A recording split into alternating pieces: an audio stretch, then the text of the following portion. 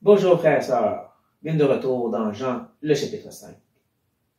Ce méga monologue, tout centré sur la personne de Jésus.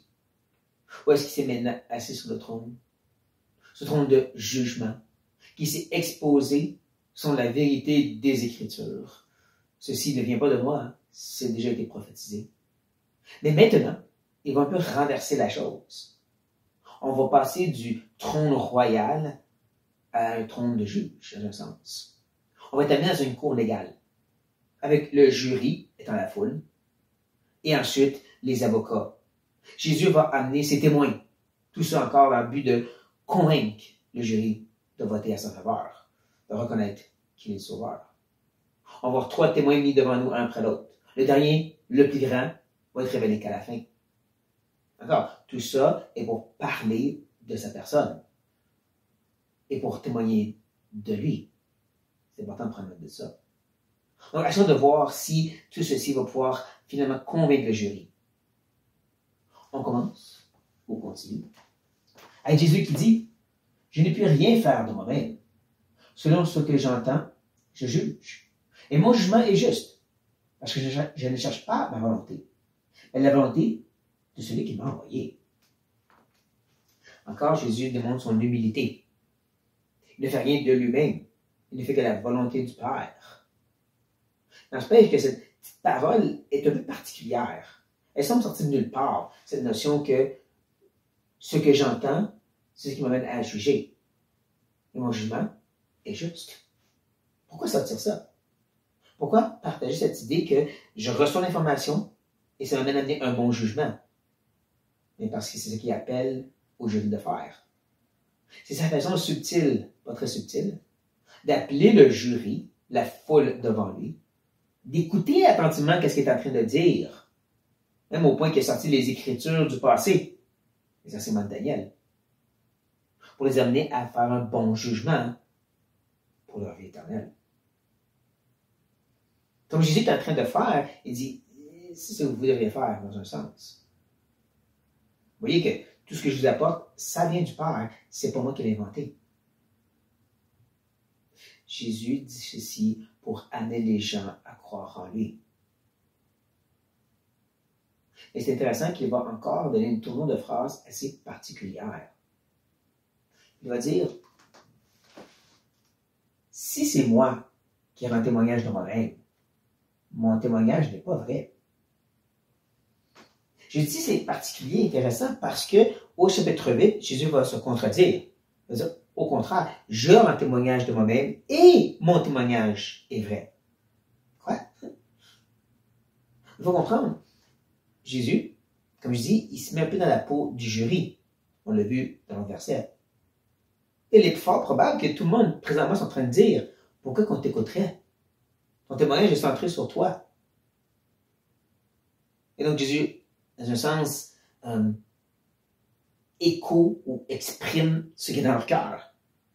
Je rends témoignage de moi-même, dont mon témoignage n'est pas vrai. Et c'est là qu'il va sortir les témoins. Les témoins qui vont pointer vers lui. Pour ultimement dire, vous voyez, mon témoignage est vrai. C'est pour ça qu'ensuite au chapitre 8, même si ce n'est pas exactement devant la même foule, à part les chefs religieux, c'est définitivement devant les mêmes lecteurs, nous. Et il peut dire à ce point-ci, à cause des témoins de tantôt, à cause des preuves du chapitre 5, mon témoignage est vrai. Mais présentement, ok, monsieur et madame du jury, je comprends que vous dites mon témoignage, centré sur moi, il n'était pas vrai. C'est pour ça que vous devez continuer à écouter pour amener un bon jugement. Donc, il commence avec le premier témoin. Il y en a un autre qui rend témoignage de moi. Et je sais que le témoignage qu'il rend de moi est vrai. Mais pour ceux qui vont garder caché, mystérieux, je vais avoir un témoin qui bat tous les autres témoins. Et je ne vous dis pas tout de suite c'est qui. Mais son témoignage est vrai. C'est la vérité absolue. On prend note de ça. Parce que maintenant qu'il y a juste exprimer un petit avant-goût de ce grand témoin, il va maintenant commencer ou continuer avec le premier témoin humain. Il va dire, vous avez envoyé vers Jean. Il a rendu témoignage à la vérité. Pour moi, ce n'est pas d'un homme que je reçois le témoignage. Mais je dis ceci afin que vous soyez sauvés. Eux-mêmes sont allés vers Jean et le message qu'il est en train de dire dans le désert.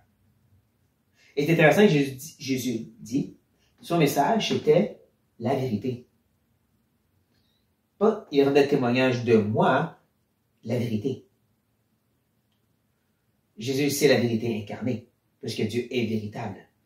Encore ça nous ramène à ce mystérieux témoin d'avant, qui va dire que la vérité. Il a rendu ce témoignage et les gens sont venus l'écouter. Mais comme je dis, c'est pas lui, ultimement, mon grand témoin.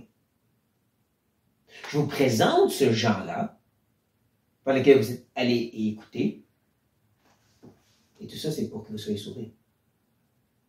Je mets toutes les preuves devant pour vous convaincre. Je mets tous les témoins qu'il faut pour toucher vos cœurs, encore pour vous entendre et vous amener un bon jugement. Si vous ne voulez pas entendre mon jugement, parce que vous considérez mon témoignage comme étant centre sur moi, bien voici d'autres. Parce qu'encore le but, c'est qu'il soit sauvé. Et donc, continuant à parler de ce fameux Jean vers qui ils se sont tournés, il va ajouter, Jean était la lampe qui brûle et qui luit. Et vous avez voulu vous réjouir une heure à sa lumière. Et c'est vrai que la foule, le peuple d'Israël avait vraiment mis beaucoup d'accent et d'emphase sur la personne de Jean le Baptiste, qui lui-même disait, je ne suis pas le Messie. Je ne suis même pas digne de délier la croix de ses souliers.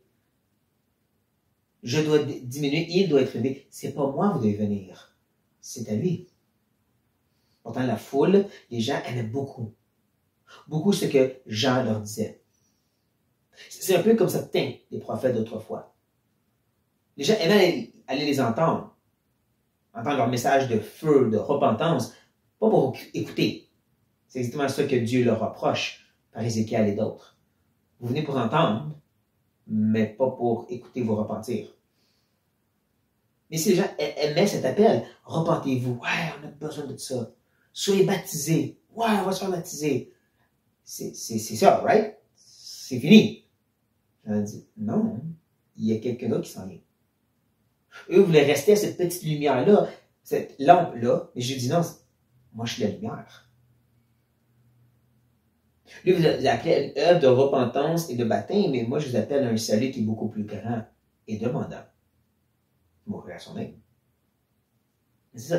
Eux voulaient rester centrés sur ce simple témoin, mais j'ai dit, il y a plus que ça. C'est maintenant le temps pour le deuxième témoin. Moi, j'ai un témoignage plus grand que celui de Jean. Car les œuvres que le Père m'a données d'accomplir, ces œuvres même que je fais, témoignent de moi que c'est le Père qui m'a envoyé. Deuxième témoin, les œuvres, les miracles de Jésus. Ne manquez pas, je répète 2 fois, ça venait du Père. Comment est-ce que notre section a commencé? Je n'ai fait rien de moi-même, je n'ai fait que la volonté du Père. C'est lui qui a donné la vie en Jésus pour la donner aux autres. C'est lui qui donne le droit de juger et c'est lui qui a donné ses œuvres. Important de reconnaître les œuvres de Jésus, ces miracles, témoignent de sa divinité et le fait qu'il est le Messie. Donc, ceux qui de nos jours aiment dire qu'on devrait imiter ces miracles, faire comme Jésus, ou même pire qui disent qu'ils ont réussi à faire ça, sont en train de blasphémer. Parce qu'ils se font Dieu. Ils ont besoin de se repentir. Non, parce que ce que Jésus a fait, c'est pas juste des miracles. C'était des œuvres prédestinées et prophétisées. Il a guéri des lépreux, quelque chose qui n'avait jamais été fait dans l'Ancien Testament, pour démontrer qu'il allait les nettoyer de tous nos péchés. Il a donné la vue à des aveugles nés, encore, jamais été fait dans l'Ancien Testament, pour prouver qu'il ouvre les yeux spirituels à ceux qui étaient aveugles. Ce qu'on voit dans Jean chapitre 9 et 10.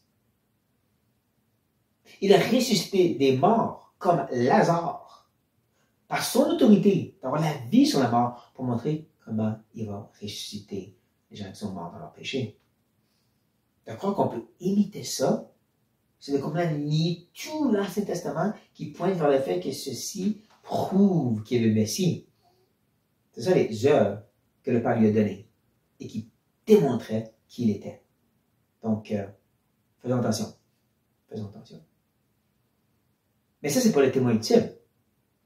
Ces œuvres et ces miracles n'est pas le témoin ultime. C'est le temps de révéler celui qui dit que la vérité.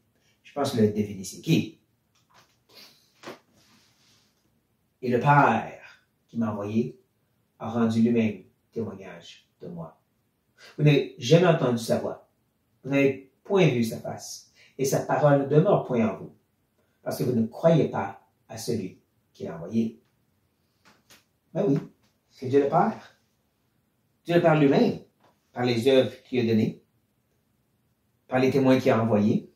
Dieu le Père lui-même témoigne de Jésus. Tout l'Ancien Testament, tous les personnages, toutes les lois, les autres, c'était pour pointer vers le Fils, mais là devant eux. Et comme Jésus dit, vous n'avez pas vu sa face, ni entendu sa voix, parce que je suis sa voix. Je suis le visage de Dieu. Et vous ne le reconnaissez pas. C'est pour ça qu'il peut dire, sa parole, l'Ancien Testament, n'est pas en vous, parce que si vous verrez et croirez que je suis celui promis, comme Daniel, par exemple, comme la dernière fois. Non, vous ne croyez pas en celui qui l'a envoyé. Encore, il a dit tout ceci, présente tous ses témoins, pour qu'ils soient sauvés. Pour que ces jurys entendent et amènent un bon jugement pour leur salut. Mais pour nous qui sommes sauvés, ça veut dire quoi tout ça? J'ai cru, je suis sauvé. Encore la question se pose, as-tu vraiment vu la face de Dieu et l'as entendu? Beaucoup disent qu'ils ont reçu des messages de Dieu, mais ça semble que leur témoignage, c'est tout sauf Jésus. Sauf que Jésus dit, le témoignage du Père, de l'Ancien jusqu'à le Nouveau, c'est le Fils. Et le Fils seulement. Le Fils en priorité. Donc de dire que Dieu t'a donné un message, mais c'est pas centré sur le Fils, as-tu vraiment sa parole en toi? As-tu vraiment vu sa face, entendu sa voix? C'était pas en train d'élever la grandeur du Fils. Si tu dis que tu as réalisé qu'est-ce que la croix veut vraiment représenter, le jugement que tu mérites, que lui a pris pour toi, par amour pour toi, indigne que tu sois. En plus qu'il te couvre de sa justice, que tu te caches dans son état de fils pour être aimé du Père. Si ça, la croix, le Fils, devient plus ta priorité après toute cette vérité, as-tu vraiment compris le salut? Parce qu'après t'embrasser ça, il n'y a plus rien d'autre qui prend de la place. Il n'y a plus rien d'autre qui veut témoigner, toi non plus. Donc, c'est là à se poser la question, as-tu vraiment vu, entendu le Père? Sa parole demeure-tu vraiment en nous? Si on ne va pas témoigner du Fils aussi, comme Jean, comme le Père faisait. Que Dieu parle à nos cœurs, chers frères et sœurs, sur sa note. Soyez bénis.